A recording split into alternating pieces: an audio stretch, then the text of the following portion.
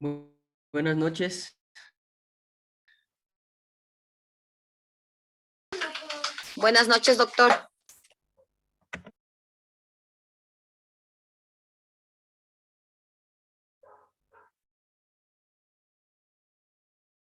¿Sí me escuchan? Sí, sí se lo escucha, doctor.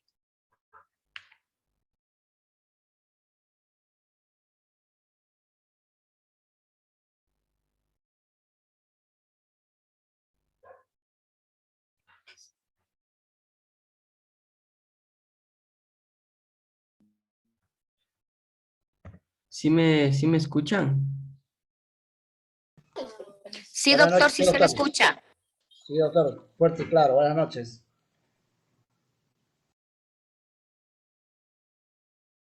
Bueno, voy a ponerles unas diapositivas, ¿sí? Me dan 2 minutitos, por favor.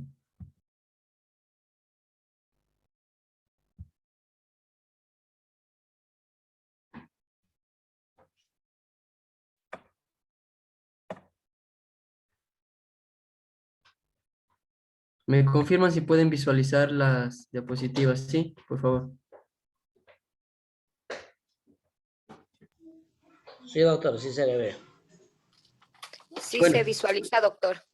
bueno, empezando. La clase de hoy va pues, sobre lo que trata de los malos tratos habituales en el ámbito familiar.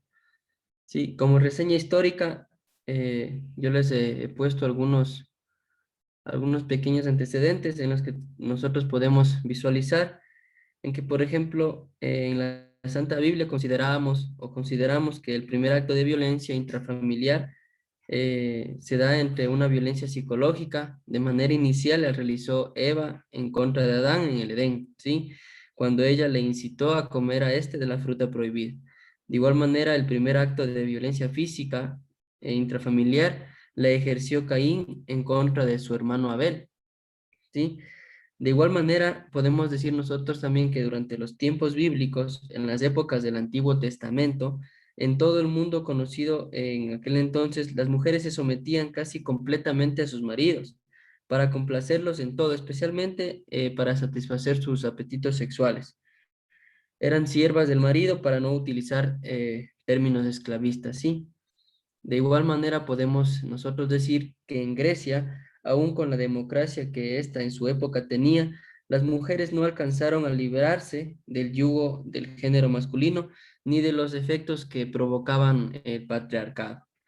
De igual manera podemos manifestar que en Roma, al ser esta considerada una nación civilmente de derechos, aún así con esta civilización las personas, en especial las mujeres, no eran consideradas como tal en su estatus, ¿no?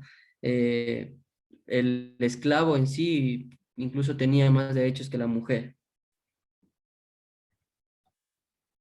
En el hecho de que a quién afecta la violencia intrafamiliar, podemos decir que la violencia doméstica afecta de manera directa no solo a la mujer, sino también a las personas que la rodean, a su entorno familiar.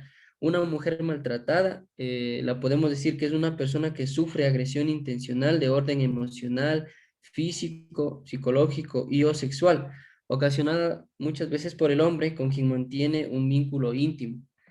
Este la obliga a realizar acciones que no desea y le impide llevar a cabo lo que sí desea. Dicha pareja, por sus características, se ingresan o integra un círculo de violencia reiterada que dificulta la rotura de la relación o su transformación en un intento de cambio no violento que también puede afectar a los hijos, quienes en muchas circunstancias intervienen en las escenas de violencia, ¿sí? Para proteger o intentar proteger a la madre al verla maltratada.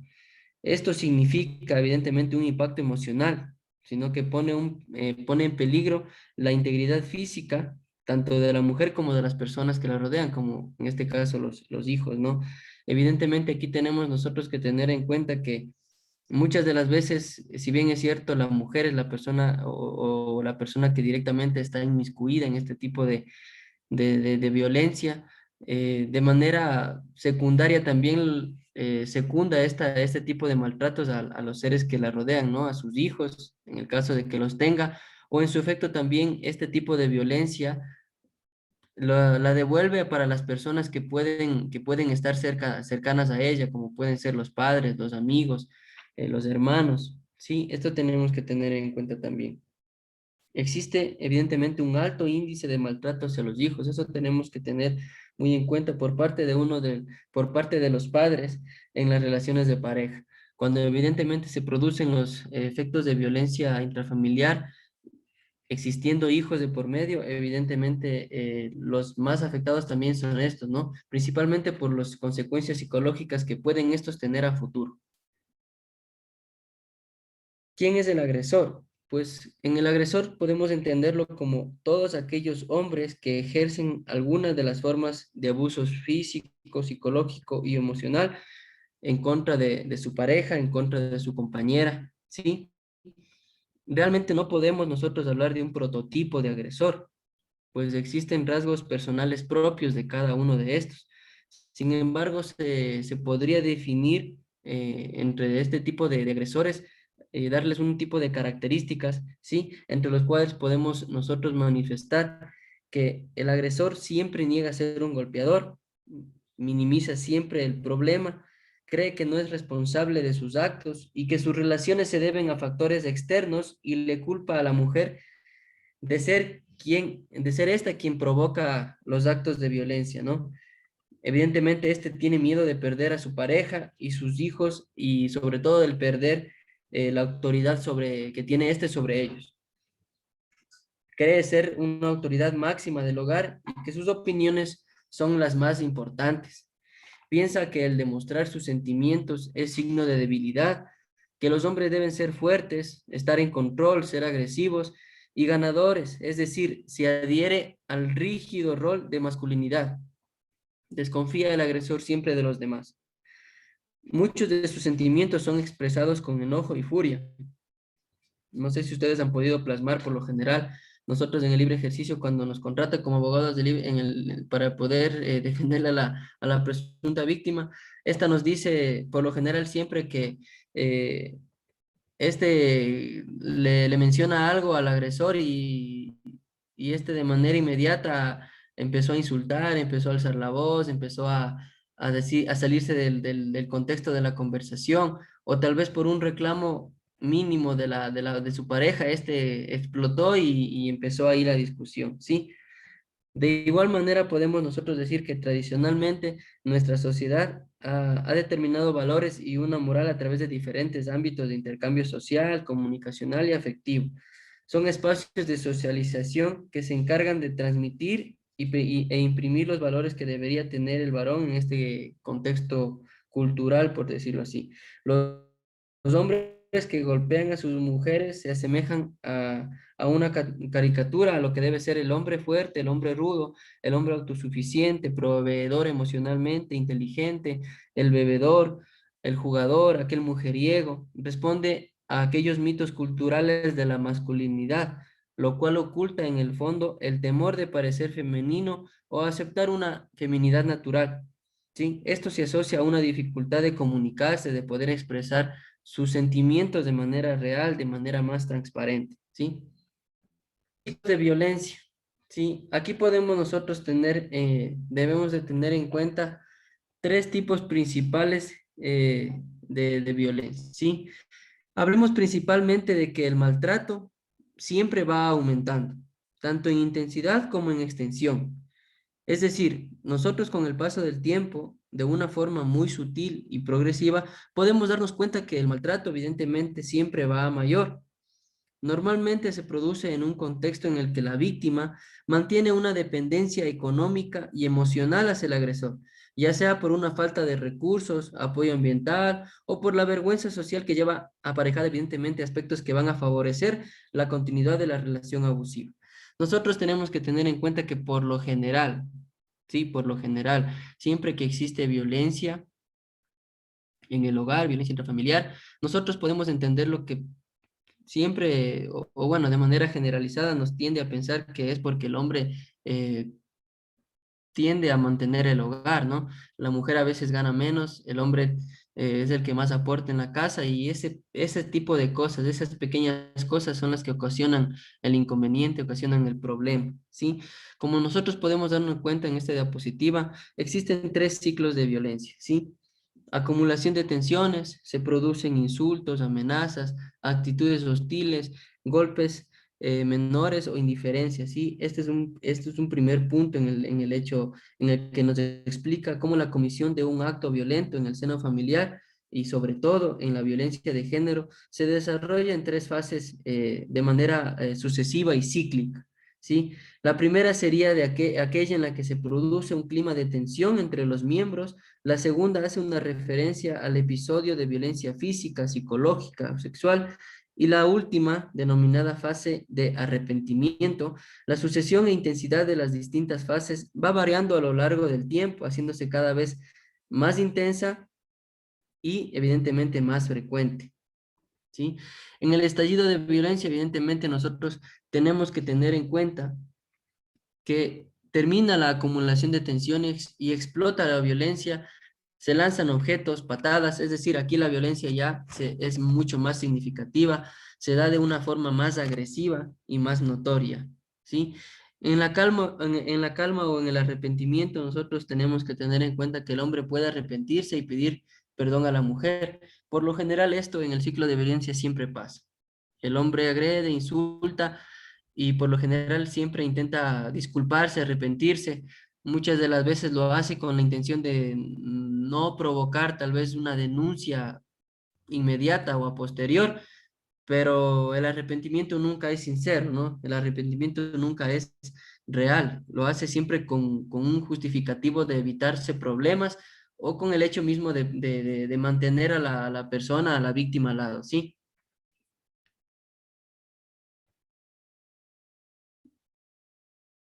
Aquí hablemos de una defectuosa manifestación moral, ¿sí? Aquí tendríamos que nosotros hablar que existe una imposibilidad de obtener una vivienda adecuada, conlleva que a los niños observen el coito, se produce esto a tempranas edades, tengan ya una idea de apetito sexual. Es decir, cuando evidentemente nosotros, o bueno, las personas en general tienen una mala formación eh, académica, unos valores no bien determinados, no bien establecidos, lo que tiende es a pensar evidentemente que los problemas intrafamiliares siempre vienen de la mano con el mal ambiente económico. No sé si a lo mejor ustedes comparten esa idea, pero cuando existen problemas económicos en el hogar es cuando más violencia existe, ¿sí?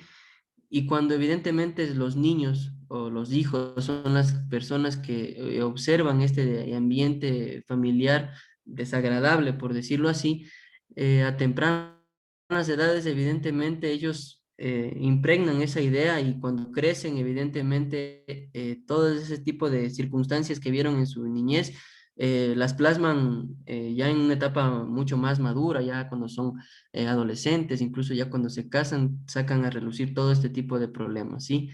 También se pueden ver casos en los que los padres abusan sexualmente de sus hijas y tal vez estas por el miedo de que no les manden de la casa o que les dejen desamparadas, pues permiten todo este tipo de actos que no son para nada justificativos, ¿no? ¿Sí? La infidelidad mutua entre los padres también provoca sobornos de los hijos, ¿no? Muchas de las veces, tanto los padres como los padres, tanto el hombre como la mujer, evidentemente son sorprendidos por sus hijos en actos infieles, ¿no? Entonces, estos con la intención de que no se cuenten al padre o a la madre, evidentemente aquí vienen los sobornos por parte de estos y lo único que provoca esta situación es un desorden moral y conflictos severos a futuro, ¿sí? Hasta aquí no sé si alguien tiene alguna pregunta, ¿no? Bueno, lo que también tenemos que tener en cuenta es que también existe violencia de la mujer sobre el hombre. Eso también. Que no se denuncie de que existe, sí, evidentemente, ¿sí? El maltrato que tiene como agente activa la mujer presenta dos características específicas.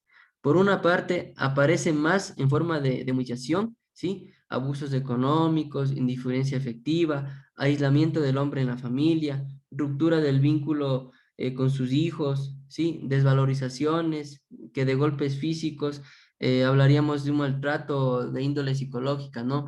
Muchas de las veces, no sé si ustedes han escuchado que las palabras duelen más que los golpes, ¿no? Entonces, la mujer a veces es muy astuta en el sentido de que sabe que físicamente va a poderle superar el hombre en la fuerza, ¿no? Y va a ella a salir perdiendo.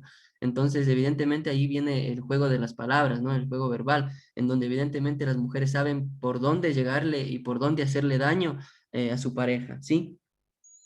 De igual manera podemos manifestar nosotros que cuando se manifiesta el maltrato, ¿sí? Físico, aparece frecuentemente como respuesta a los malos tratos repetidos. Es decir, cuando evidentemente el maltrato físico se muestra en la mujer hacia el hombre, esto es detonante de unas agresiones que ésta sufrió anteriormente. Es decir, es el detonante de las tantas veces que éste le agredió, de las tantas veces que tal vez éste le insultó, el detonante de que ella tal vez alce la mano es porque realmente ya tuvo un antecedente anterior de malos tratos, ¿sí? Por parte de su pareja, obviamente. Ya en el artículo 155 del Código Orgánico Integral Penal, evidentemente ya nos da un concepto más específico de lo que es violencia intrafamiliar, ¿no? En lo que en sus partes principales manifiesta que la violencia es aquella que consiste en el maltrato físico, psicológico, sexual, ejecutado por un miembro de la familia en contra de la mujer o demás integrantes del núcleo familiar. Sí, eso principalmente es lo que nos manifiesta en el COIP. ¿Sí?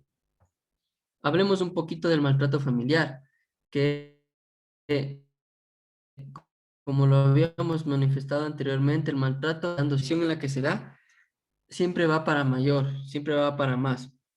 Normalmente sucede cuando la víctima depende económicamente del agresor. Ahora, hoy en día, la mujer es un poco más independiente, la mujer es más autosuficiente, la mujer ya trabaja, y en ese sentido, pues, muchas de las veces el problema económico ya influye más en el tema de la familia, ¿no? Cuando la mujer gana más que el hombre, pues de cierta manera se siente un poquito reprimido, se siente un poquito condicionado al hecho de que ya no es él el que con su sueldo mantiene la casa, sino la mujer, ¿no? ¿Sí? Aquí hablaremos de la teoría del ciclo de la violencia, ¿sí? De evidentemente, podemos hablar de que se desarrolla de forma sucesiva y cíclica, se hace más intensa y el arrepentimiento es menos frecuente. Esto es algo lógico. Cuando el agresor en sí, ya su modus operandi, por decirlo de cierta manera, ya es golpear y maltratar de manera consecuente, de manera consecutiva a su pareja, evidentemente el arrepentimiento ya es menos frecuente y muchas de las veces ya este ni llega.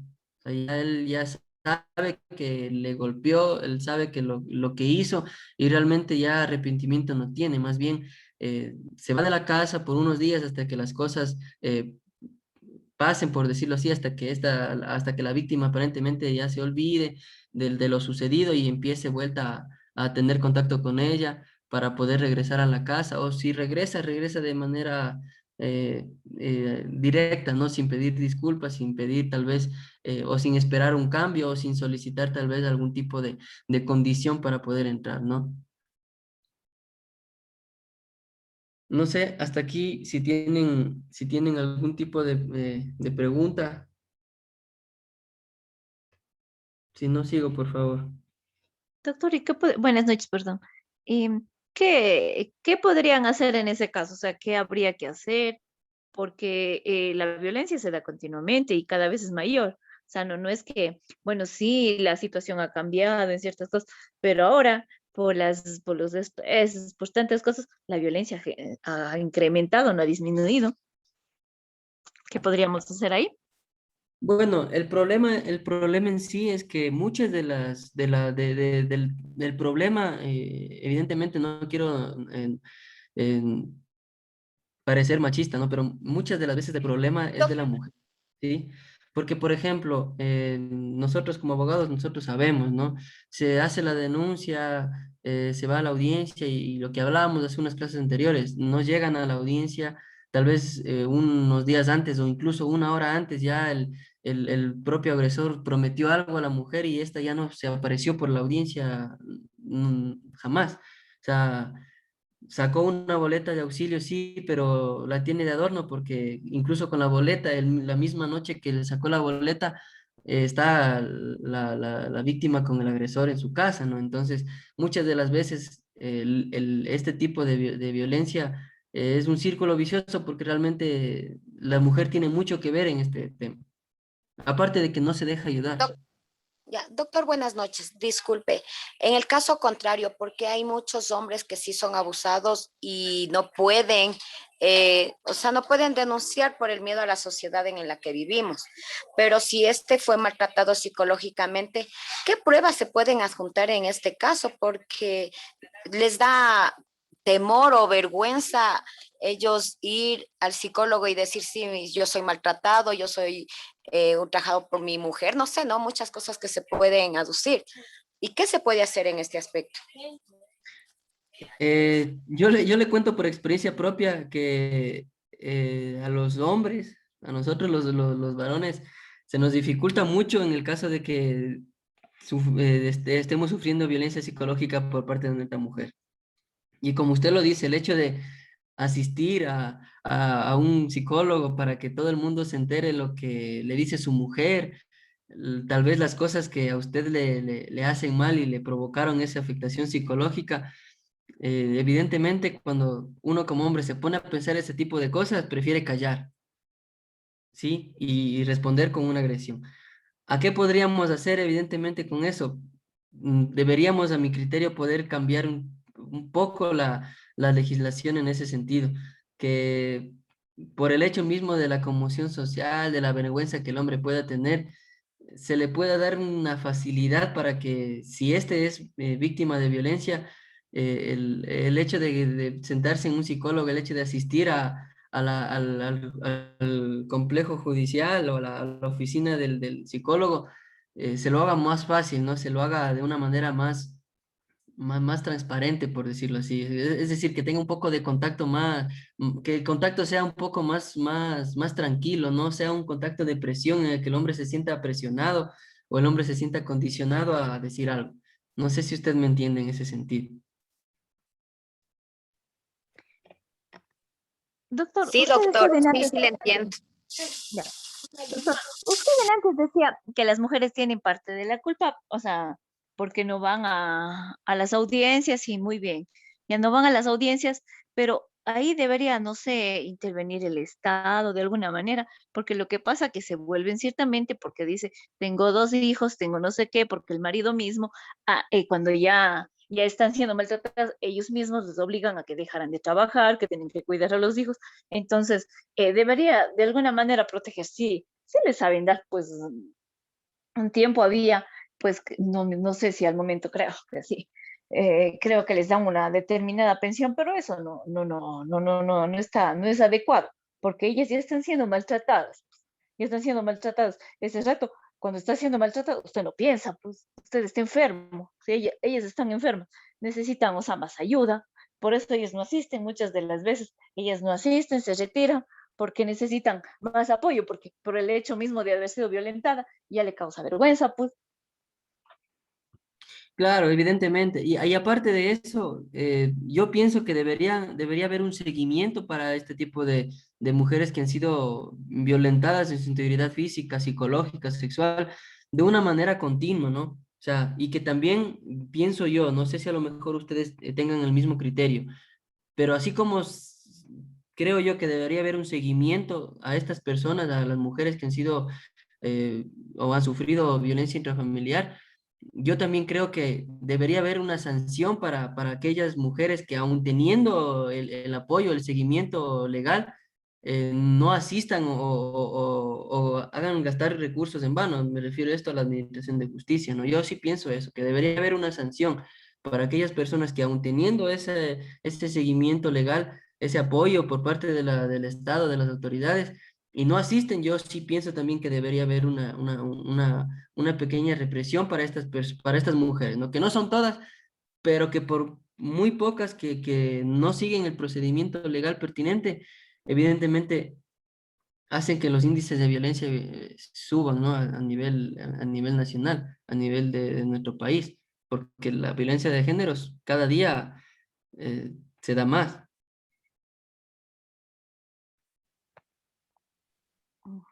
Y no sé ustedes, pero el problema es que este tipo de violencia se da más en la costa. O sea, resulta es un dato curioso, ¿no? Que evidentemente a comparación entre la sierra y la costa es la que se lleva los créditos por alto índice de violencia intrafamiliar.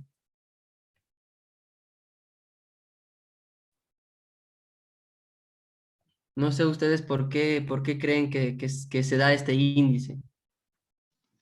Buenas noches, profe. Yo creo que el mismo clima aporta mucho para que las personas pues eleven su índice de agresividad, se podría decir, ¿no?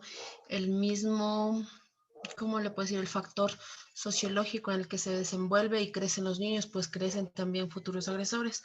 Y esto pues va haciendo una red, creo yo. O sea, no una red, sino va pasando de generación en generación los índices de agresividad. Puesto desde el punto de vista de un estudio criminológico. Sí, claro, evidentemente sí. Lo otro también es que seamos claros con el tema de la costa. El hombre de la costa es muy facilista, ¿no? Es muy conformista. Eh, por ahí en alguna ocasión había escuchado, yo cuando me había ido a Guayaquil, que ellos con el bono que reciben, o sea, viven tranquilos, o sea, con ellos, con que les den el bono, es basta para ellos, ¿no? Claro, no generalizo, pero les digo lo que les comento anteriormente, o sea, por pocos, evidentemente se da este índice, ¿no?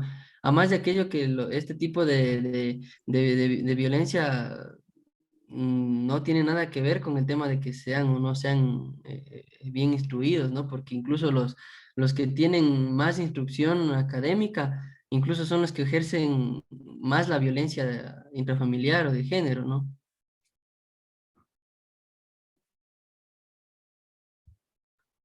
Doctor, una pregunta. En los casos de violencia física, en el caso de una denuncia, con qué prueba puedo demostrar que se dio la violencia física en una mujer, que una mujer fue Lo, vulnerada? lo principal es el examen médico, el examen médico, la valoración médica por el médico legista. Eso es lo principal. Pero lo que les comentaba anteriormente, o sea, si por un delito de violencia física, evidentemente, y no van a la audiencia, o si se trata de un tema de flagrante, y no van a la audiencia, no va a servir de nada que esté el informe, porque si no está la víctima, no va a salir libre el agresor en ese momento. Sí, pero Algunos jueces tienden a mantener las medidas de protección, pero no va a servir de nada porque a lo que salen ya van a ir a su domicilio. O sea, tampoco es que eso resulte o sirva de mucho. ajá. En el caso, pero si ya no va a la audiencia la víctima, en este caso, pues se practicó el testimonio anticipado, entonces ahí ya no sería ya no se requeriría la presencia de la víctima por el mismo hecho de revictimización. Bueno, sí, si ya se realizó el testimonio anticipado, sí, pero dígame usted si actualmente en los delitos de violencia intrafamiliar o en las infracciones, en las contravenciones pues contra la mujer, dan un testimonio anticipado, casi nadie lo hace.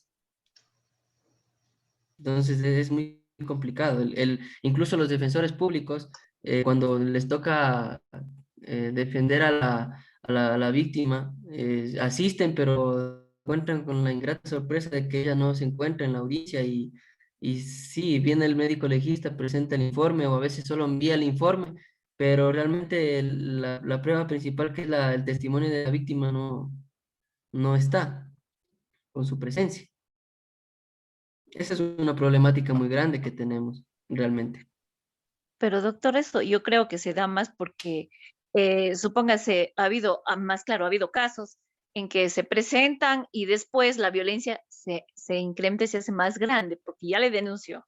Ha habido muchos casos que continuamente les denuncian y ya les mandan presos, muy bien. Después vuelta, se vengan, de nuevo les maltratan, les pegan, les hacen, después de nuevo, entonces ya les tienen miedo hasta que se curen y todo eso, o sea, es algo bastante complejo. Es algo bastante complejo, yo creo Sí, que. Ujú. pero es que ese es el problema por lo que no, por no darle seguimiento, ¿sí? Porque como usted manifiesta, van presos y bueno, salen y ya van de nuevo a la violencia con más fuerza, incluso por el rencor de, me mandaste preso, pues ahora sí vas a ver. En este tipo de casos, yo a criterio propio pienso que el Estado debería incurrir un poco en gastos en ese tipo de situaciones, de estar pendiente con la víctima, o sea, de saber que esa persona va a salir mañana y de brindarle las facilidades del día, desde ni bien sale el señor, el agresor, cumpliendo su sanción por lo que hizo, pues de manera inmediata brindarle a la mujer las medidas de protección, incluso en el domicilio, estar pendiente de ella para que se le dé una protección completa, ¿no? Porque la boleta muchas veces sí, tengo la boleta, pero él vino a mi casa, me mató y hasta que venga la policía, hasta que venga el ECU, ya me mató y se escapó incluso. Entonces, esas son el déficit de nuestra normativa, ¿no? Porque se podrían hacer muchas más cosas realmente. Una pregunta, buenas noches con todos los participantes y querido doctor, quería hacer esta consulta en base a un caso concreto. ¿Qué pasa cuando una mujer presenta una denuncia por violencia intrafamiliar, pero solo lo hace por venganza, aduciendo de que ha recibido maltrato psicológico y maltrato físico, pero cuando se le hace el examen médico legal, el reconocimiento del médico dice que no tiene ningún tipo de lesión. La jueza en este caso manda a recibir tratamiento psicológico y la psicóloga menciona que no tiene ningún trauma, más bien es iras y venganza que tenía contra su expareja por enterarse pues que él ya tiene una nueva relación y está dentro de un proceso. Ella presenta la denuncia, aquí en este caso nosotros como abogados, ya viendo que no existe maltrato físico, que es lo que aduce ella, inclusive, ¿qué podríamos presentar? Porque ya sigue el proceso. Bueno, realmente si es que es por maltrato físico, evidentemente es porque no existe un examen médico que diga lo contrario, ¿no es cierto? No, ella presenta la Ahora, si es por denuncia por violencia, maltrato físico, pero le mandan a hacer un examen, le hacen el reconocimiento con el médico y no le encuentran ningún tipo de lesión, no hay maltrato físico, evidentemente. obviamente. Entonces, Por eso, pero claro, ella presenta la denuncia y usted sabe que una vez que presenta la denuncia le giran la boleta de auxilio y ya pues el señor tranquilamente ya, ella puede usarlo o mal usarlo en este sentido contra el señor, porque ella empieza a buscarlo en los lugares que él está y cuando lo ve cerca comienza a llamar a la policía diciendo que el señor la está siguiendo. Entonces, existe un maltrato psicológico más bien también para el hombre, porque se está mal utilizando, porque no digo que, como usted ha manifestado, no hay como generalizar, pero hay mujeres que conocen un poco de este tipo de temas y lo usan de esta forma. El caso que yo le comento es de una persona que estudió Derecho, pero nunca lo logró terminar y lo dejó la expareja, entonces ella presentó una denuncia, le dieron la boleta y ahora quiere meterlo preso como de lugar.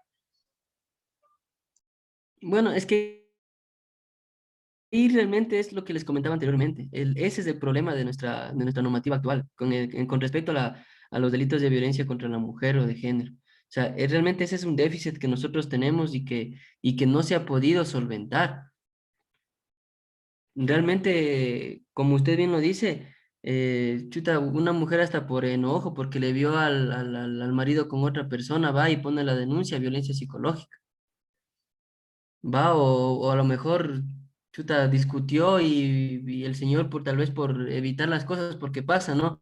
Evitar se va de la casa y tal vez él por el intento de que ella le quiso coger, le soltó la mano y ella por ahí se cayó y al siguiente día violencia física, 1 o 2 días de incapacidad. Entonces, ese tipo de cosas es muy complicado poder solucionar mientras no cambiemos nuestra legislación. O sea, nosotros tendríamos que, la ley de violencia intrafamiliar debería también amparar al hombre, que no lo hace.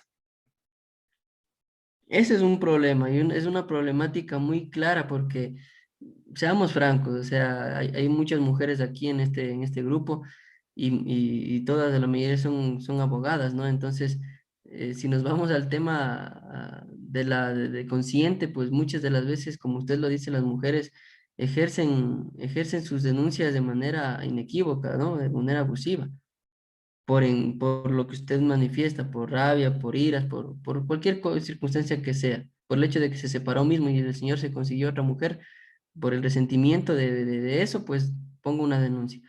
Pero realmente nosotros iniciar una acción por ese hecho, o sea, a sabiendas de que es una denuncia malintencionada, es muy complicado, o sea, es muy difícil. En nuestra legislación actual no tenemos nosotros cómo solventar una denuncia de ese tipo, ¿no? Es muy difícil realmente. En este caso, le tocaría a mi cliente irse a vivir a otra ciudad para evitarle a la señora, ¿no? Bueno, si es que ya son reiteradas las llamadas que la señora hace haciendo un uso abusivo evidentemente de la boleta de auxilio, ya por último, si es que se trata de una zona muy transitada, yo lo que haría es, chuta, poner una denuncia por intimidación. Ya, buenazo, muchas gracias. Doctor, y en este caso no sería que en el momento que la señora está haciendo mal uso de la medida de protección, pues llamar inmediatamente a la Policía Nacional y pues que se ente un parte policial con el que en este caso el señor que antes menciona, pues eh, pueda sustentar de que la señora está haciendo mal uso de esa medida de protección. También en el parte policial se dejaría sentado lo que es el lugar, la hora y todo eso, Doc. No se le escuchó.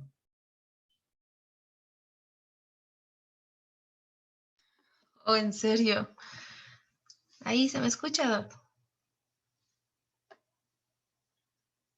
No se le escuchó, doctor.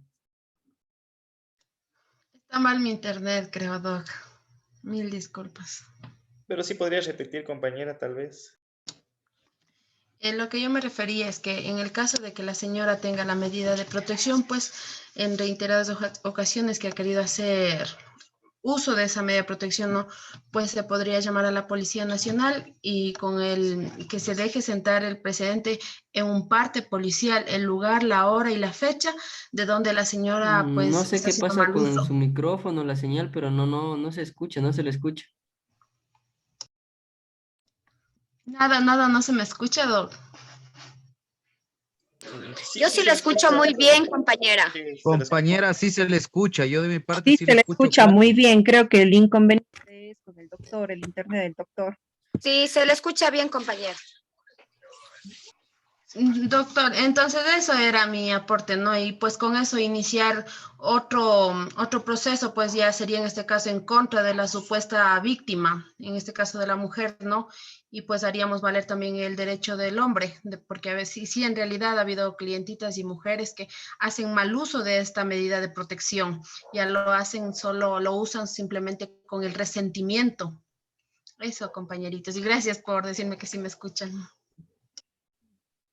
Pero realmente, doctora, ahí va a ser un poco complicado también demostrar eso, porque imagínense, yo tengo la boleta de auxilio, yo llamo al 911 o llamo directamente al UPC más cercano de mi domicilio y yo manifiesto que el marido, el papá de mis hijos acaba de venir a increparme, acaba de venir a insultarme, vienen los señores agentes del orden y ya no le encuentran a él en el domicilio o cerca del domicilio.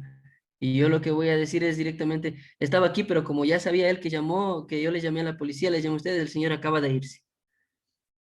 Ellos, claro, van a hacer un parte policial, pero van a decir, yo llegué al lugar donde ocurrió la llamada de auxilio y cuando llegamos no le encontramos al agresor, más solo a la persona que nos llamó y nos dijo que estaba increpándole y que se fue. Eso pasa. Doctor, y otra problemática que tenemos en nuestra sociedad es que usted, el momento que la otra persona está siendo agredida, llaman al 911 y ellos nunca aparecen. Aparecen cuando ya pasó todo el problema, cuando ya se fue el individuo en este caso, cuando la persona ya está golpeada o incluso ya hubo un asesinato. Exactamente a eso les decía anteriormente, o sea, de nada serviría poder intentar tener el incentivo de iniciar una acción si con astucia y haciendo uso de la mentira se puede decir, sí, es verdad, el señor estaba aquí, me acaba de insultar, me acaba de decir un poco de cosas groseras y se acaba de ir incluso me dijo que me va a matar y se acaba de ir de la casa. O sea, se fue corriendo porque sabía que yo ya les llamé a ustedes. Entonces, esa es una problemática muy grande, ¿no? Ese es un tema que realmente en este tipo de temas, mientras no empecemos a realizar un cambio en nuestra legislación, en nuestra normativa, va a ser complicado, Pero tanto doctor, tanto para ¿qué beneficio de habría la que mujer también como para el hombre. Entonces, lo que podríamos hacer es únicamente prevenir, porque usted sabe que a nivel nacional, o sea, en Latinoamérica hay mucho machismo y a causa de eso también viene la violencia. Por eso mismo viene la violencia, ¿no? Una cuestión. Y otra cosa es más bien, sería trabajar en prevención, pero el Estado en este caso sí debería tomar mucha atención, porque por eso hay tantas muertes y eso solo de los que les denuncian, porque hay mucha gente que no lo hace. Ujú. Entonces, esa es la realidad también. Claro, o sea, debe haber equilibrio, porque yo tengo más hermanos varones que mujeres. Sin embargo, siempre he visto muy cerca agresiones a las mujeres. Aquí he tenido vecinas que por muy instruidas que han sido agredidas y todo así. Entonces, la cuestión es bastante complicada.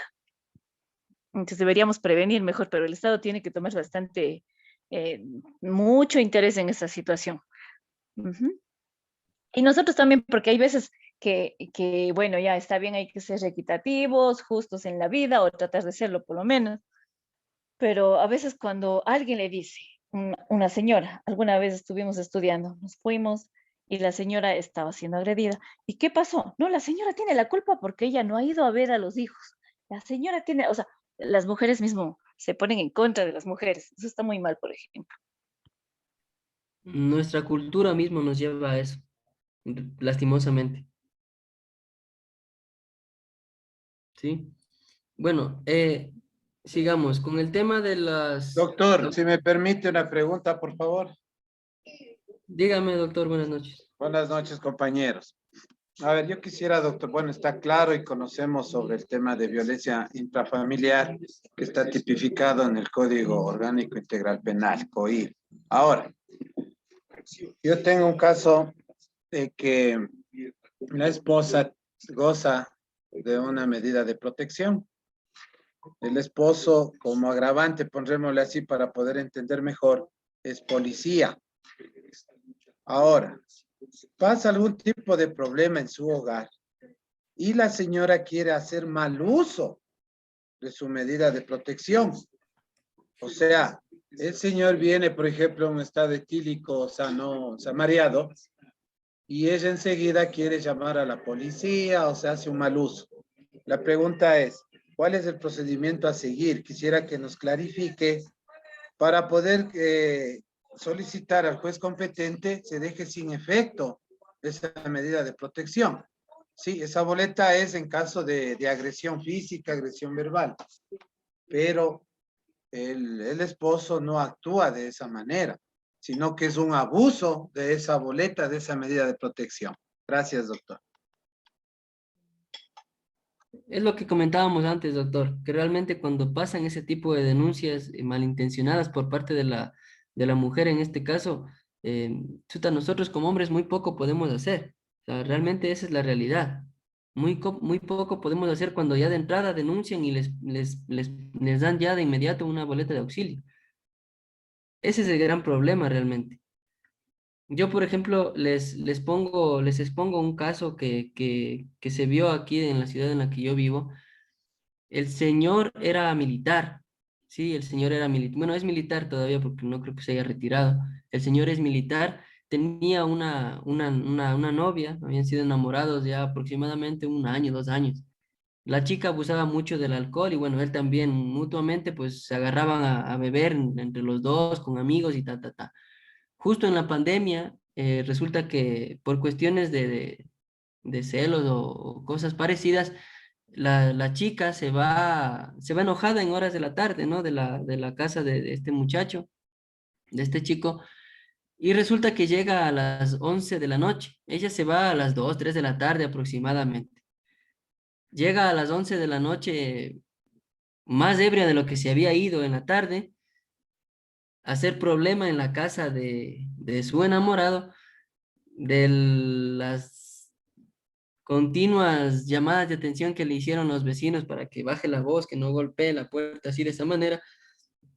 La mamá de del supuesto, del presunto agresor, sale y le hace entrar a la chica para que descanse aparentemente y se duerma y el siguiente día se vaya, porque estando en un estado de decepción, evidentemente ya a esa hora, pues tenía problemas la chica, ¿no? Y más que nada en el estado etílico en el que se encontraba. ¿Qué sucede? Que empiezan a discutir, empiezan a pelear, esta chica le busca pelea y de una manera muy rara, ella empieza a decir o a insultar a la mamá, empieza a insultar a la hermana, a las familiares de este chico. Una de las hermanas de este muchacho se va al PC más cercano y llama a la policía. Y vienen los agentes del orden, vienen de 2 o 3 agentes, y cuando se llegan al domicilio encuentran a la chica fuera del domicilio ya del enamorado, y cuando le entrevistan a la chica, ella lo único que reclama o lo único que manifiesta a los policías es que el señor le quitó la computadora y que no le quiere dar una computadora, que si no le da la computadora, que va a ver lo que le va a hacer mañana. Entonces, los señores policías, al ver el estado etílico de la chica, visualmente ellos manifiestan luego en unas versiones ante el fiscal que evidentemente al encontrarle a la chica, ellos nunca pudieron observar algún signo de tal vez de violencia en contra de la chica. Lo que sí mencionan estos señores policías es de que la chica se encontraba en estado etílico, en estado sugestivo al alcohol, así lo dicen ellos, y mencionan que lo único que ella reclamaba era que le habían quitado la computadora de ella. Y mencionan también que al momento de llevarle al domicilio de ella, la chica decía que ya va a ver mañana lo que le hace, que si no le devuelve la computadora, ya va a ver mañana lo que le hace. Curiosamente, al día siguiente ella se levanta y pone una denuncia por violencia física, porque ella dice que el señor, el ex enamorado, el enamorado de ese entonces, le había pateado en el suelo, prácticamente le había querido ahorcar, porque le había puesto las 2 manos en el cuello y que si no era por la mamá, chuta, casi a la chica le matan. Le hace la valoración médica a un X médico de la fiscalía y sospechosamente le da 4 días de incapacidad. Lo más curioso es que dentro de ese informe no le incluyen las fotografías de la chica, ¿no? Él dice que aparentemente tiene unos hematomas, que no podía mover el cuello y el tórax tampoco podía mover y que al momento de que movía sentía mucho dolor. Entonces, cuando se le pidió evidentemente a este médico que haga una ampliación al informe y que incluya las fotografías y que de las fotografías que incluya haga un cotejamiento entre los 4 días de incapacidad y los golpes que ésta tenía, nunca adjuntó esas fotografías y nunca amplió el informe. Llegó evidentemente a una etapa de juzgamiento ya, y cuando se le preguntó al médico legista eh, que sustente su informe y judicialice, evidentemente se le preguntó que si al momento de que encontró, como él había manifestado en su informe, que el cuello le encontró dolor en el cuello y se le preguntó si había algún tipo de moretón, había algún tipo de tal vez algún rasguño de alguna manera, este manifestó que no, que solamente él pudo observar dolor en el cuello y dolor en el tórax. Cuando se le preguntó a él como médico legista ¿qué le asegura a él que al tocar a la víctima el cuello le podía haber causado dolor o le producía dolor en el cuello, en el tórax? Este manifestó de una manera muy ambigua diciendo que simplemente por la experiencia que él tiene, dedució que el cuello, al mover el cuello a la señorita le causaba dolor y que al tocarle el tórax también le producía dolor. Entonces, por ese tipo de situaciones, incluso los propios testimonios de los familiares que manifiestan que la chica, el mismo día que aparentemente ella llega de madrugada a la casa y a las 9 de la mañana aproximadamente ella llega, ellos le ven con moretones en la cara y en moretones en las mejillas. Entonces, por el color de los moretones, primero que nunca tuvo moretones porque realmente la chica mintió. Y otra porque por lo poco que podemos nosotros saber de medicina legal, de manera inmediata al momento en el que nosotros sufrimos un golpe fuerte, de manera inmediata no se nos hace morado. Por el tipo de coloración que aparentemente presentaba la señorita, que nunca se supo cómo realmente estaba, porque les comento, nunca hubo un informe médico real, o sea, hubo un informe con 4 días de incapacidad, pero este informe estaba incompleto porque nunca había fotografías, no existieron estas. Entonces, como conclusión les puedo manifestar que el juez evidentemente le resultó muy complicado poder sancionar con un informe de 4 días de incapacidad en el que no habían fotografías de la víctima.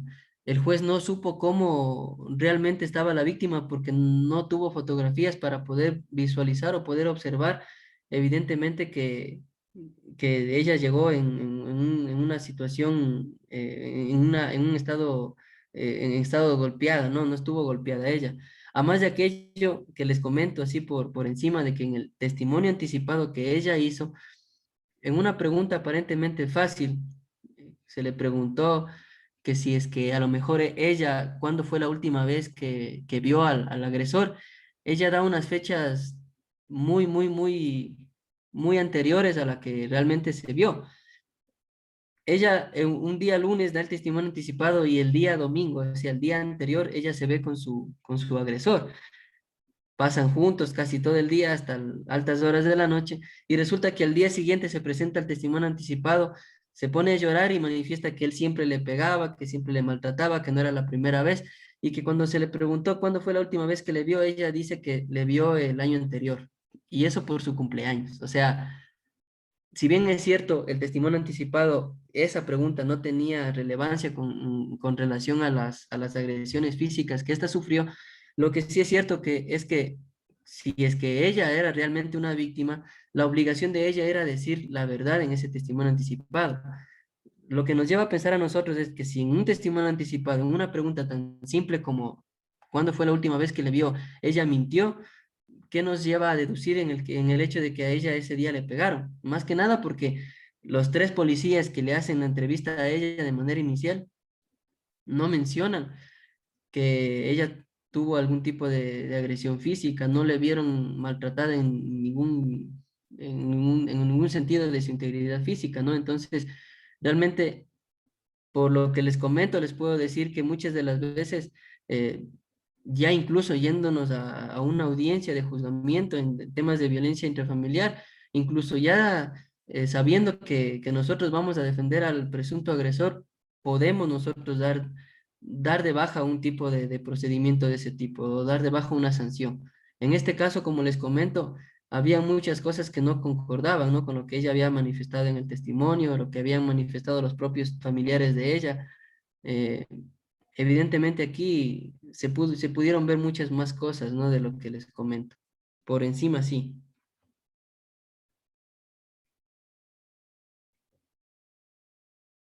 Y cuidado que hay personas que manifiestan que no, que como los exámenes periciales luego en audiencia se judicializan, ya da igual que no adjunten, ¿no? O sea, llévense en eso siempre, que los informes médicos legales, independientemente de que sean para valorar a la víctima los días de incapacidad, si no se adjuntan fotografías, eh, evidentemente esos informes son incompletos y incluso pueden llegar al juez a pensar de que evidentemente no existió esa agresión. ¿Cómo justifican ustedes o cómo pueden ustedes como abogados ir a una audiencia y dejar pasar por alto el hecho de que en un informe no se encuentre las fotografías de la presunta víctima? La Doctor, fiscal, entonces en este caso sería si vamos a una audiencia de violencia intrafamiliar y el informe pericial, el examen médico legal está solo con la descripción, el detalle de los supuestos hematomas y agresiones, ¿no? Y si no está acompañado de una fotografía en el anuncio de pruebas, pues tendríamos que solicitar la ampliación de este informe pericial, de este examen médico legal, que se adjunte, solicitando que se adjunte las fotografías. yo les recomiendo que si en algún momento ustedes tienen un caso parecido al que yo tengo, si es que les dan, por ejemplo, unos 30, unos 40 días de instrucción, ustedes este tipo de ampliación al informe, es decir, aunque se adjunten las fotografías de la valoración médica, lo hagan con unos 20 días de anticipación, 20 días antes de que concluya la instrucción fiscal, porque ustedes le dan el plazo prudencial al perito para que adjunte las fotografías y realice la pericia o el cotejamiento si es que así lo quieren hacer ustedes. Yo les aseguro que por lo general todos los peritos incluyen en sus informes periciales las fotografías de sus informes. Aparte de eso, de que en la resolución 044-3014 del reglamento de peritos, evidentemente manifiesta que en los requisitos principales de un informe pericial tienen que constar las fotografías de los informes que ellos van a realizar, de las valoraciones que van a hacer. Es un requisito indispensable. Ya, doctor, porque yo de hecho tengo un informe pericial, pero es en una contravención de violencia intrafamiliar entre consuegras. Entonces, en mi informe pericial de mi defendida, pues no hay las fotografías. Entonces, hay fotografías sí, pero de un celular. Entonces, igual quería ingresarle esas fotografías, haciéndole pericia, para que tenga, por ejemplo, relación con la descripción de las agresiones que está detallado en el examen médico legal. Pero en este caso, como usted dice eso, sería lo más factible solicitar una ampliación de este examen médico legal. Ojo, y aparte yo le recomiendo algo, por ejemplo, usted al momento en el que la fiscal, por ejemplo, le da 5 días al perito para que amplíe su informe, y si en los 5 días él no ingresa el informe, usted insístale, ingrese escritos insistiéndole esa ampliación. Y esos insistos de esos escritos que usted los hace, anúncielos como prueba documental de su parte, porque eso en el alegato final usted va a tener cómo manifestar y decir, señor juez, yo de manera insistente por 4 ocasiones solicité a la fiscal que por intermedio de ella el señor perito adjunte o amplíe su informe en relación a esto, a esto, a esto, a esto. No lo hizo. Sin embargo, la fiscal judicializa su informe, sí, con el ¿Ya? testimonio del perito, pero sin embargo no encontramos nosotros unas fotografías en las cuales usted como juzgador pueda entrever o pueda visualizar cuál fue el estado de la víctima. ¿Cómo nosotros sabemos realmente si ese informe, esos 4 días de incapacidad, corresponden realmente al estado físico de la presunta víctima en ese entonces? O sea, ¿cómo puede juzgar usted una infracción o un delito de violencia intrafamiliar cuando no cuenta con las fotografías, cuando saben que de sobra que un informe de esa magnitud es ambiguo? Aparte de que los informes en este tipo de delitos no son vinculantes, o sea, todo se judicializa y si la judicialización no está o no cumple con los requisitos de ley, va a ser muy complicado que un juez le sancione. Ya, doctor, porque acá en lo que es Tumbaco y Quito sí adjuntan las fotografías, pero en Imbabura, pues, pues dieron un examen médico legal solo detallado, nada de fotografías. Incluso tenga en cuenta que los peritos muchas de las veces no adjuntan, no amplían no acogen las peticiones del fiscal y en la audiencia de juzgamiento ellos llevan la portátil y de manera inmediata ellos enseñan las fotografías al juzgador.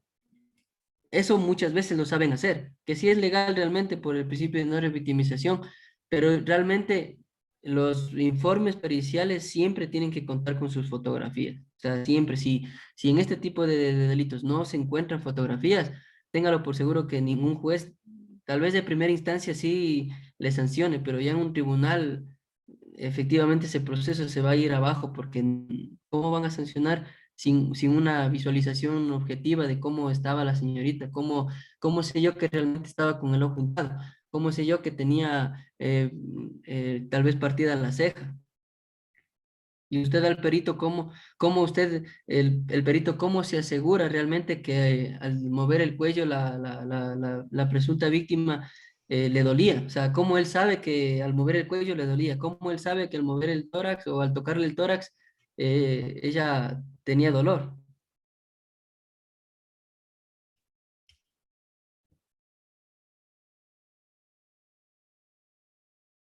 ¿Sí? Bueno, en factores de protección de violencia podemos nosotros hablar que son cuestiones que caracterizan a la persona en todo su entorno, ¿sí? Entre los más importantes podemos tomar en cuenta que es cariño en infancia, empatía, disciplina con amor, ejercicio físico moderado, alta autoestima, ser hijo deseado, rechazo social a la violencia, autoestima, autocontrol, tolerancia, ¿sí? La violencia intrafamiliar se puede mitigar, se puede controlar y se puede eliminar.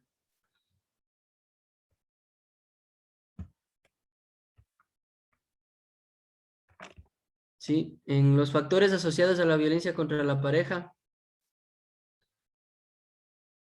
sí podemos ver que es una condición socioeconómica, a menos recursos, más violencia, se da más violencia en jóvenes, más violencia en los no casados, incluye también el consumo de drogas y el alcohol, actitudes de justificación de violencia, sí, sí, por lo general siempre cuando el agresor por lo general siempre tiende a justificar sus actos violentos, ¿no? En la prevención de violencia de género, aquí podemos hablar que para reducir la violencia contra las mujeres sería necesario cambiar las normas y los valores que la toleran y las fomentan, así como todo aquello que refuerza actitudes sexistas y es decir que la superioridad de un sexo prevalezca sobre el otro, ¿sí? Una manera de conseguir estos cambios sería mediante la educación en el respeto y en la dignidad que merecen ambos sexos, en la igualdad de derechos y oportunidades tanto en la escuela como en la familia, ¿sí? Durante la infancia conviene que tanto niñas como niños ensayen distintos roles y situaciones y que expresen sentimientos como llorar, reír, mostrar cariño, ser dulces, revelarse, así como enseñarles las habilidades domésticas necesarias para la autoestima y el desarrollo personal. El hecho de que sea hombre no quiere decir que no pueda cocinar. El hecho de que sea hombre no quiere decir que no pueda tal vez aprender a planchar, ¿sí? O pueda ayudar en la casa. Son ese tipo de cosas, pequeños detalles que a la larga influyen mucho al momento de criar a los hijos y que estos no crezcan con un ámbito violento en su interior, ¿sí?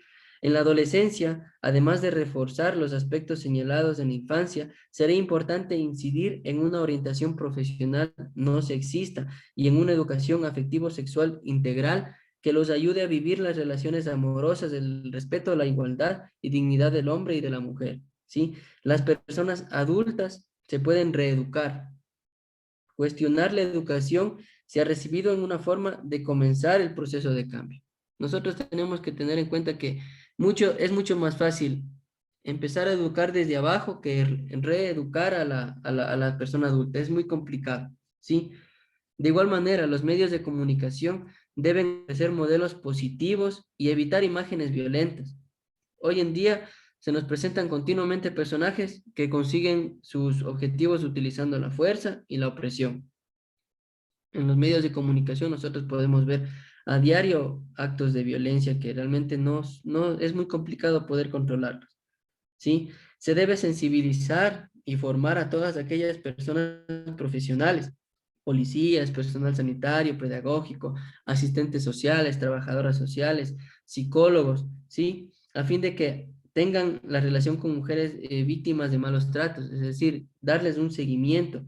Es necesario detectar estos casos y actuar en la forma en la que se sientan protegidas, comprendidas y de cierta manera, de ser posible, poder ayudarles en ese problema, ¿no? Porque muchas de las veces el círculo de violencia en sí no les deja ver más allá de lo que realmente ven en su tema violento, ¿no? Realmente, como ya lo decía una compañera anteriormente, están cegadas por la violencia que ejerce el agresor sobre ellas, y muchas de las veces no les permiten tomar ayuda, no les permiten poder acoger otro tipo de sugerencias, y ese tipo de cosas pueden cambiarse, se pueden reeducar. ¿Sí? Tratamiento del agresor. ¿Sí? En el tratamiento del agresor podemos manifestar que evidentemente podemos controlar su impulsividad, podemos dar en él un pensamiento concreto, podemos razonar en su pensamiento crítico, manejar su autocontrol, su estilo cognitivo, un pensamiento más concreto, ¿sí? Muchas de las veces el agresor es egocentrista, podemos trabajar en su egocentrismo, ¿sí? Evidentemente nosotros tenemos que tener en cuenta también que las técnicas de autocontrol, sí, evidentemente son muy importantes para el tratamiento. Nosotros tenemos que tener en cuenta que los agresores sí pueden también ser reeducados, pueden ser tratados, pero obviamente tenemos que nosotros dar un seguimiento a este tipo de pensamientos, no darles un seguimiento, brindarles ayuda. Muchas de las veces solo falta eso, un poco de ayuda, un poco de autocontrol a su impulsividad, a su egocentrismo, a su pensamiento tal vez un poco cerrado. Ese tipo de cosas muchas de las veces se pueden controlar. ¿Sí? El perfil de las víctimas y de los agresores, ¿sí? En este sentido, nosotros podríamos decir que un agresor es un sujeto egocéntrico, un sujeto inmaduro, es rígido, con escasa capacidad empática o con actitudes de hipertrofia, un sentido soberbio, ¿sí? Carece de amor propio, el amor a sí mismo desde la soberbia, carente de capacidad de empatía, de reciprocidad a las relaciones interpersonales, ¿sí? Le echa la culpa al otro, a la pareja, sin capacidad de autocrítica, ¿sí? Puede tener rasgos disociales o rasgos de psicopatía o rasgos incluso de narcisistas, ¿sí? Eso, todo ese tipo de cosas, por lo general, un perfil del agresor.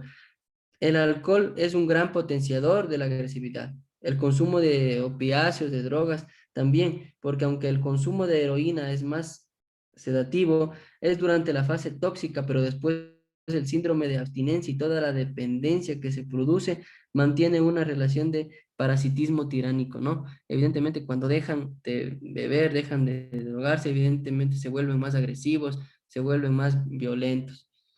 ¿Ya? En el sentido de la víctima también podemos decir nosotros que muchas de las víctimas, hablando en violencia de género, vienen de una familia tradicional en las que ya sea la madre o las abuelas, las han educado para que sean sumisas con respecto a la figura del varón.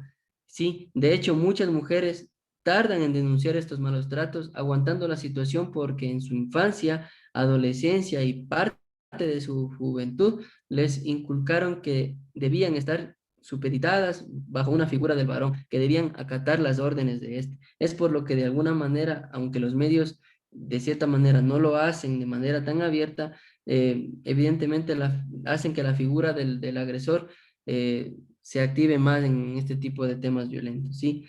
De igual manera, los perfiles de la víctima han de contemplarse ya que han habido una gran influencia de los patrones de comportamientos antiguos en las figuras feministas, ¿sí? Nosotros tenemos que tener muy claro también que por lo general, ya no ahora, ¿no? Tal vez ahora en el tiempo de ahora ya no se ve o ya no escuchamos mucho de las personas mayores de aguántate hasta cuando aguantes, hasta cuando soportes, y ya cuando ya no soportes, cuando ya no puedas más, pues ahí ándate.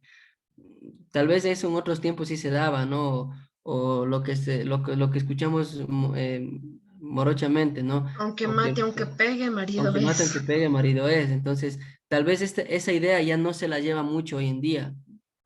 En algunos sectores, pero ya no mucho, ¿no? O la mujer hoy en día es mucho más independiente, es mucho más autónoma, es mucho más pensante, ¿no? Es mucho más independiente, por decirlo así. Ya la mujer ya no depende de un hombre para poder hacer sus cosas o para poder ser feliz, ¿no? Como se lo tenía pensado en épocas pasadas. La mujer ahora tiene un rol mucho más importante incluso que el hombre, ¿no? Porque hace muchas más cosas, es capaz de hacer muchas más cosas en menor tiempo. Entonces, ese tipo de cosas es lo que a los hombres tal vez de cierta manera, pues no les gusta, les incomoda, les hace sentir un poco indiferentes con la situación, pero son cosas que nosotros con el tiempo, con la educación, reeducándonos, podemos cambiar nuestra perspectiva, nuestra forma de pensar, ¿sí? No sé, hasta aquí si alguien tiene algo más que decir, algo quiere decir algo. Sí, bueno, también tenemos que decir que el que es violento intrafamiliarmente raramente no lo será fuera, ¿sí? O raramente a lo largo de su vida no ha tenido episodios de violencia. De igual manera, raramente repetirá violencia en todas sus parejas sistemáticamente, ¿no? No de la misma manera, tal vez sí ejerce violencia, pero no de la misma forma en la que la hizo con la primera, tal vez, ¿sí? Es difícil decir que solo es violento ahí, o es difícil pensar que es difícil localizarlo o controlarlo entre las cuatro paredes, ¿no? Es muy difícil. Además de aquello, eh, tengamos que tener en cuenta lo que les había dicho anteriormente, la violencia de género, violencia intrafamiliar, no se refiere a ninguna clase social. Este fenómeno se da en todo tipo de clases sociales, no solamente en la clase baja, en la clase media, en la clase alta. Es un fenómeno a escala grande, ¿no? No tiene nada que ver con la condición social, ¿sí? No sé qué, si alguien tiene algo más que decir, alguna pregunta. Ah, me olvidaba de algo. Por ejemplo, en lo que habla del artículo de la nueva reforma al COIP, habla sobre la suspensión o la sustanciación del proceso, ¿no? En esa reforma se hace alusión a que cuando la lesión no supere de los 30 días de incapacidad o cuando existan delitos de violencia psicológica, que su pena no sea máxima, no sea mayor a un año, se podrá pedir la suspensión o la sustanciación del proceso, siempre que ésta sea evidentemente iniciada por la parte, por la víctima, ¿no? Por la mujer en este caso. Yo no sé, aquí tengo un poco de discrepancia en este artículo porque vamos a llegar a lo mismo que manifestábamos al inicio, o sea, seguir todo un procedimiento para que luego ella misma solicite la suspensión. ¿Para qué de gana iniciar todo un procedimiento? ¿Para qué ingresar a una instrucción fiscal? Eh, si a la final se va a dar una suspensión al proceso, o sea, a la larga o a la corta también le dan la posibilidad en esta reforma. No sé ustedes qué piensan. Yo a mí personalmente no me parece bien. Doctor, el artículo, por favor, el número del artículo puede El, darnos. el 651 numeral 3, ¿sí? Suspensión de la sustanciación del proceso. Es claro, ¿Cómo se llamaba? Suspensión de qué era, perdón. suspensión de la sustanciación del proceso. Nos manifiesta que podrá suspenderse la sustanciación del proceso a petición de la víctima y deberá contar con la autorización de la o el fiscal y se podrá solicitar hasta la audiencia preparatoria de juicio cuando se trate de delitos de violencia física contra la mujer o miembros del núcleo familiar, cuando la lesión no supere 30 días de incapacidad o enfermedad o delitos de violencia psicológica contra la mujer o miembros del núcleo familiar cuya pena máxima sea de 1 año.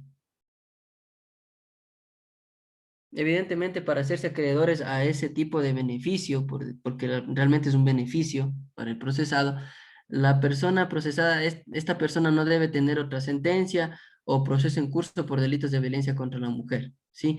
Ni que haya sido tampoco beneficiada por una salida alternativa en otra causa, es decir, no tiene que tener ningún tipo de causas pendientes.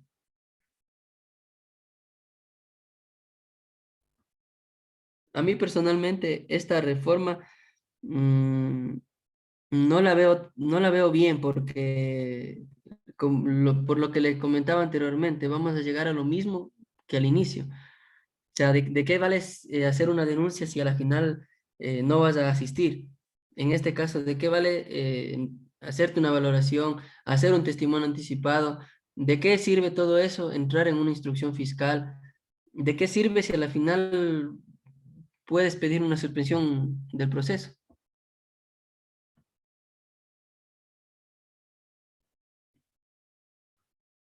No sé ustedes qué opinan. Si lo ven bien, bueno, para para los que están inmersos en este tipo de problemas, les beneficia, ¿no? Realmente el que se pueda suspender. Pero ya en la Doctor, práctica, disculpe, no le copié el artículo. ¿Sería tan amable de repetir? el 651 numeral 3, 651.3, perdón, de la reforma al COIP. Gracias, doctor.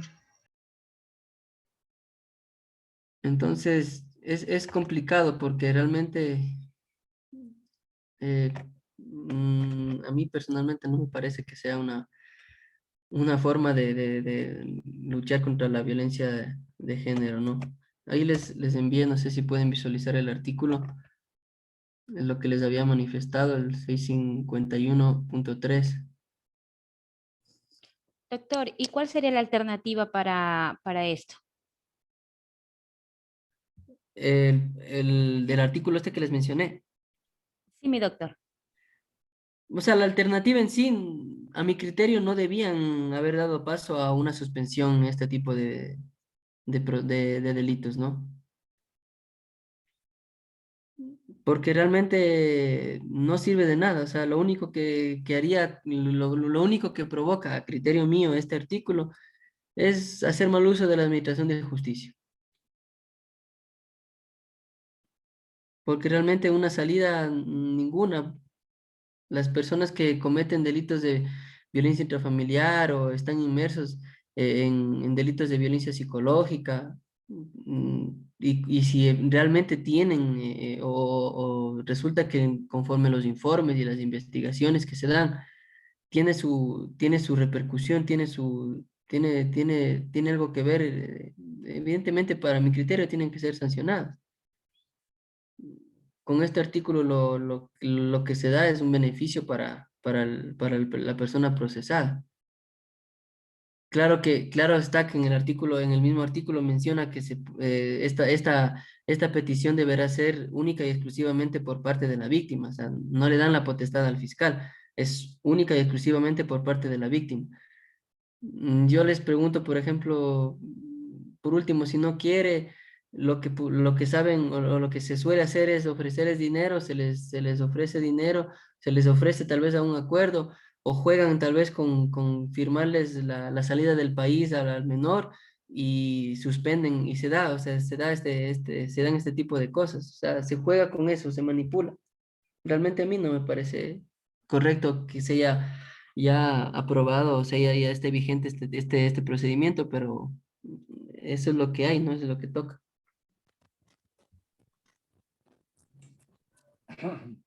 Hola, doctor, buenas noches. Buenas noches, doctor. Yo tengo un criterio contrario a la posición que usted ha expresado. Y, Dígame. y lo hago en el sentido de que,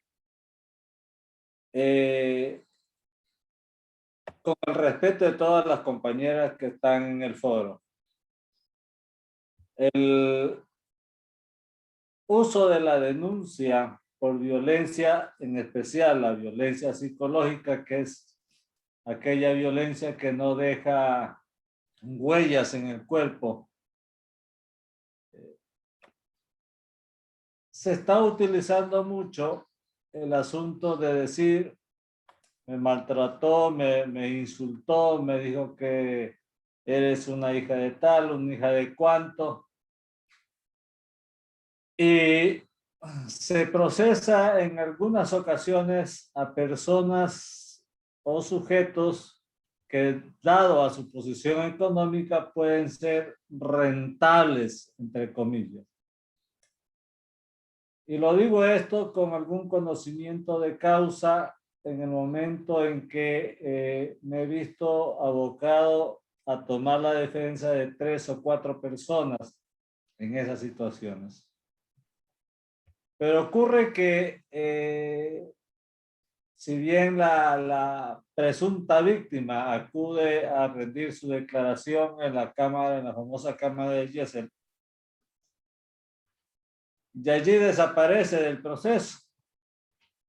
Y bajo la premisa de que la fiscalía es la que lleva adelante todo el trámite, al sujeto, al procesado, se llega a la instancia de juzgamiento en el tribunal. En el tribunal se evacúan las pruebas y resulta que el informe fiscal, el informe psicológico, en el caso de la violencia psicológica, dice que basa su evaluación en lo que la víctima le contó, la víctima le dijo, la víctima le expuso, la víctima le enseñó. Pero por el principio constitucional de igualdad, debería también haberse hecho el análisis y el estudio del presunto agresor. No ocurre tal cosa porque el estereotipo de la fiscalía es acusar y acusar y acusar y acusar. Nada más.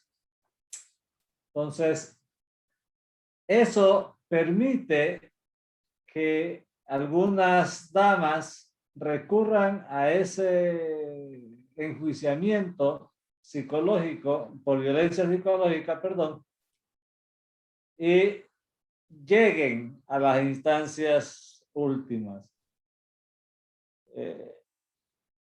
Sin ninguna opción de que el procesado tenga un tratamiento justo, dado a que del momento en que se denuncia la violencia psicológica, ya el procesado está tildado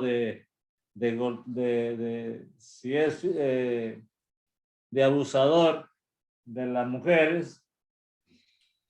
Entonces, si el Código Orgánico Integral Penal a través de la Asamblea ha hecho una reforma y permite una suspensión de la persona que cree o creyó en su momento ser agredida, a mí me parece que eso es justo en igualdad de condiciones, porque usted entenderá, y creo que los compañeros también habrán vivido la experiencia de que en un proceso de este tipo, generalmente la que siempre tiene la razón o la que va a tener siempre la razón va a ser la mujer. Va a decir, no, si la insultaba, si la agredía, si le decía. Repito, más allá de todo el juego de pruebas que se pretenda presentar o que se presenten, pero sin ningún acto procesal o preprocesal que permita decir esa prueba es válida. Por ello, doctor, considero yo que, apartándome un poco del criterio suyo, a mí me parece correcto la forma o la fórmula en que se ha dado esta reforma en el 651.3, que permite la suspensión, teniendo en cuenta de que inclusive es a pedido exclusivo de la víctima. No podemos juzgar a todos y decir, no, le ofrecieron dinero, le ofrecieron un trato, le ofrecieron suscribir el poder para que el hijo salga, partiendo de que tengan hijos. Y si no tienen hijos, y si es una relación de noviazgo. Entonces, hay que mirar las circunstancias y el momento en que se produce el hecho y la supuesta violencia psicológica, mi querido doctor.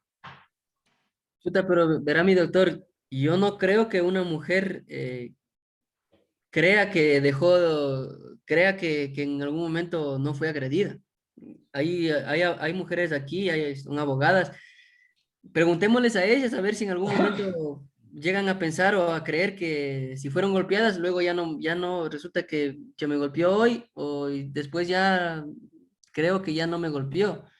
Yo más bien pienso que el dejar de creer que le golpearon, más bien sería el hecho de que le convencieron de no seguir con el proceso, le convencieron por lo que sea o por los medios que le suene a usted, no seguir con una causa, pero el hecho de que llegue a creer que no fue agredida, yo personalmente no creo eso, pero bueno, respeto mucho su criterio, doctor.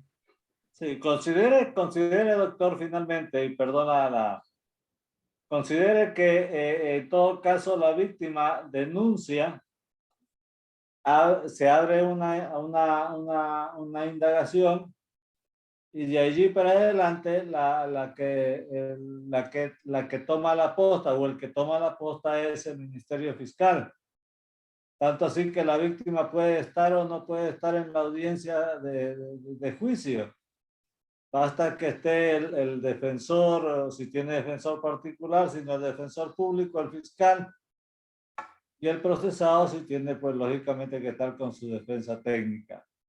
Entonces, no sé, hay una situación que no encuadra en la figura de la violencia. Yo me refiero exclusivamente, doctor, a la violencia psicológica, porque mal podría yo decir de la violencia física cuando la persona presenta hematomas, heridas, contusiones, etcétera, que son palpables a la vista y que son demostradas vía pericia médica, ¿no? El problema es que en el delito de violencia psicológica también se puede dar, o sea, también habría la posibilidad de dejar o de bajarle el proceso incluso al fiscal, porque no por el hecho de que en sus conclusiones la médico, la perito psicóloga diga que tiene una afectación psicológica grave, no le quiere decir que ya le van a sancionar. Nosotros tendríamos que revisar los antecedentes y ver si es que en las conclusiones de la perito se refiere a una relación, al motivo de la denuncia, si la afectación es por la denuncia que puso o la afectación se da por el tema mismo de la relación. Eso es muy diferente. O sea, si la afectación psicológica le sale por la relación que tuvieron, por los hechos que pudieron ocurrir dentro de la relación o durante la relación, eso es muy diferente a que en sus conclusiones la perito diga expresamente la señora tal tiene una afectación por el problema o por el altercado que tuvo, que fue motivo fue lo que le motivó a denunciar. Muchas de las veces nosotros no pedimos esa ampliación por miedo tal vez a que nos diga, sí, es verdad, es por lo que, por la denuncia que tuvo, o por la discusión que tuvo con él y por por las cosas verbales que le pudo haber dicho, por todo lo que le manifestó en ese momento de la discusión. Muchas de las veces la afectación psicológica resalta en las conclusiones por los antecedentes, por el hecho de la relación anterior. Y si nosotros podemos, ante el juez, al momento de preguntarle al ser al momento de preguntarle al perito, este tipo de circunstancias y podemos nosotros lograr sacar del perito que este tipo de afectación fue a consecuencia de la relación que tuvo con el agresor, con el procesado, evidentemente ahí nosotros vamos a tener más argumentos.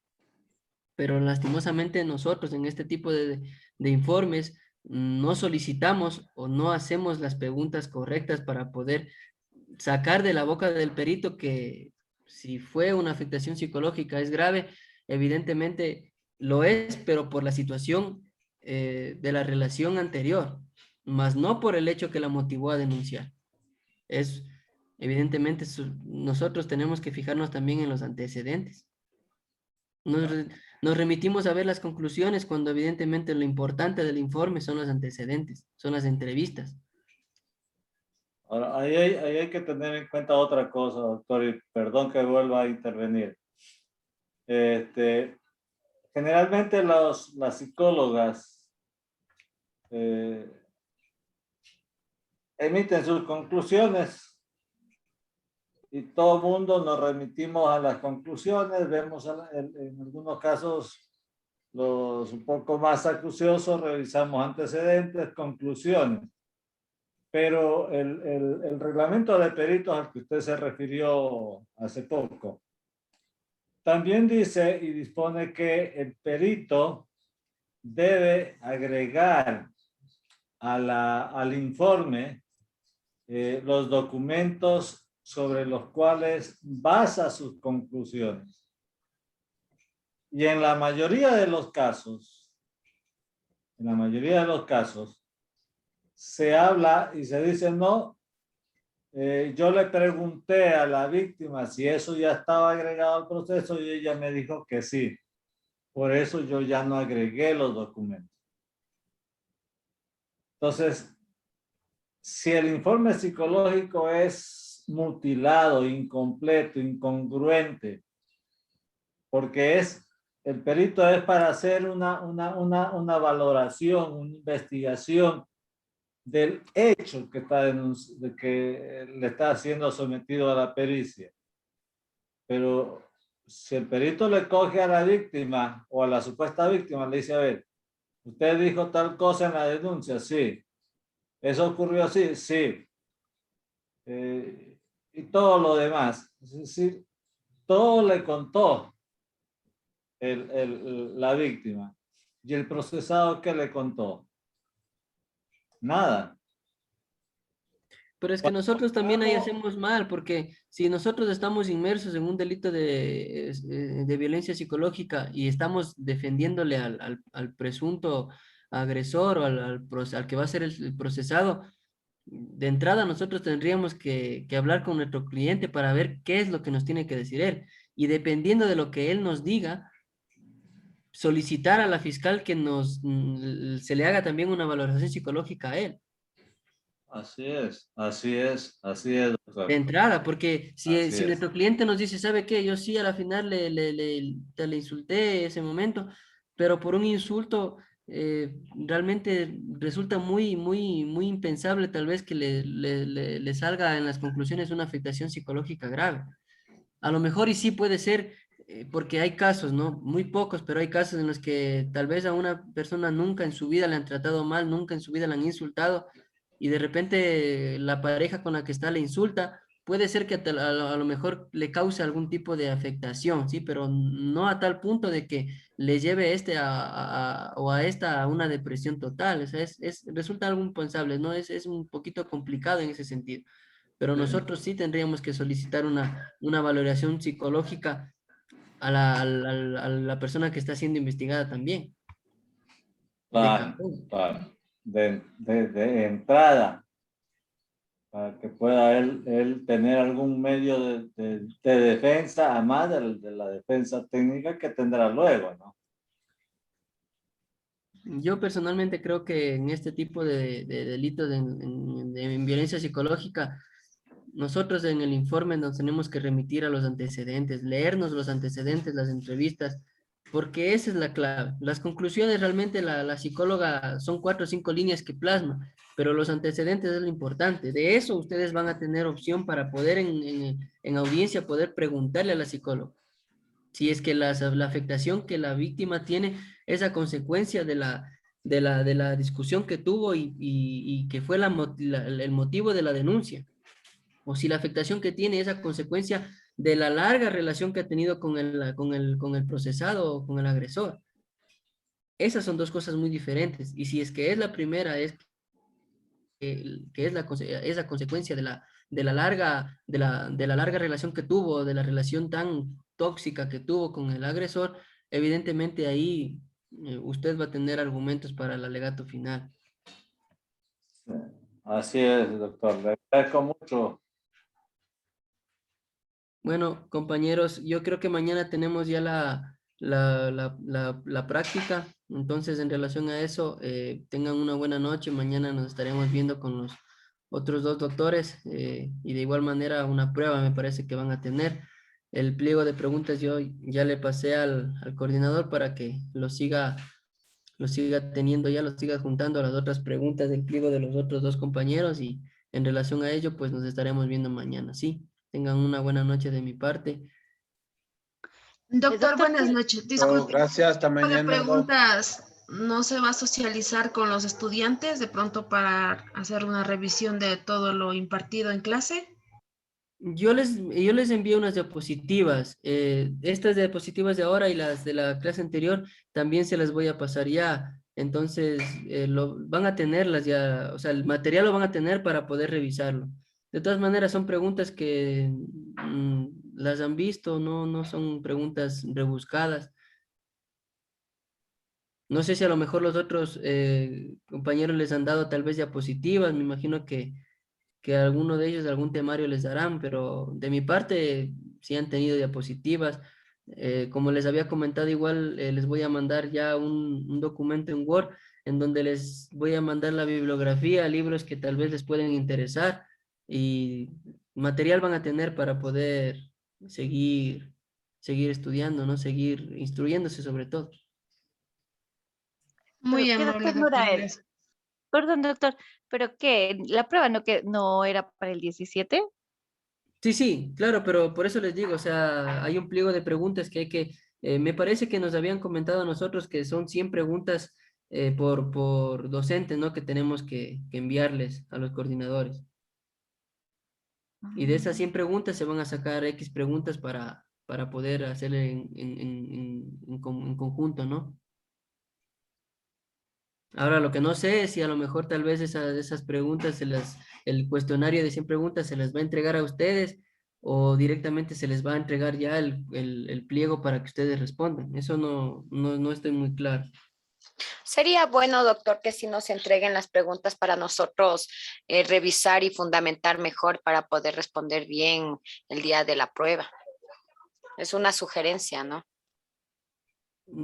Sí, yo les voy a comunicar eso mañana que me reúno con ellos a ver qué es lo que dicen. Sí, pero yo les voy a transmitir lo que usted me manifiesta.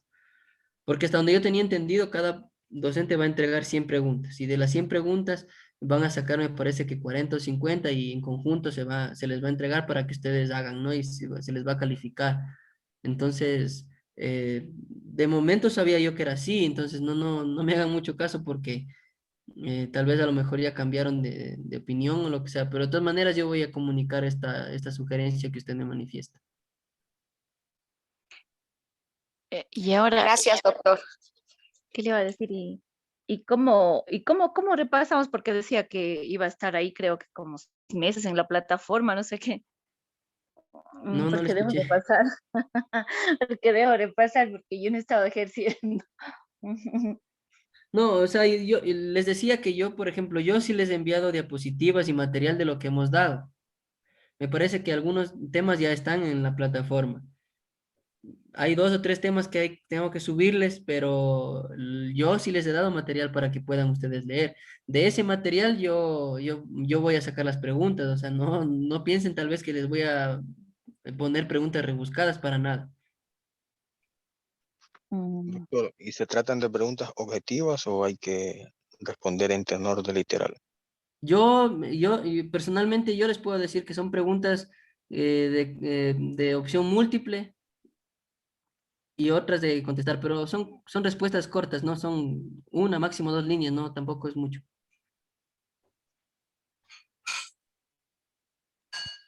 Son Y sean preguntas fáciles. cortas y respuestas cortas, no hay que explayarse mucho en ese sentido.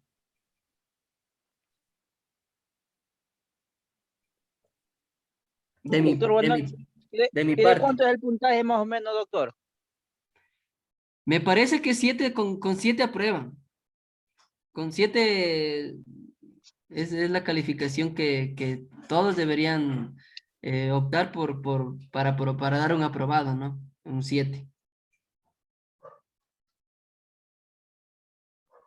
Pero eso les digo, no estoy muy claro de eso porque, como les había comentado, nos pidieron 100 preguntas por cada uno y luego se va a unificar. Ahora que les den las preguntas a ustedes, todas las preguntas de cada docente, bueno, no sé, pero yo mañana converso bien y les paso esa sugerencia que me acaba de manifestar la compañera Y si me dicen que les van a pasar las preguntas de todos para que ustedes sepan que les va a preguntar, pues yo no tengo problema con eso, la verdad.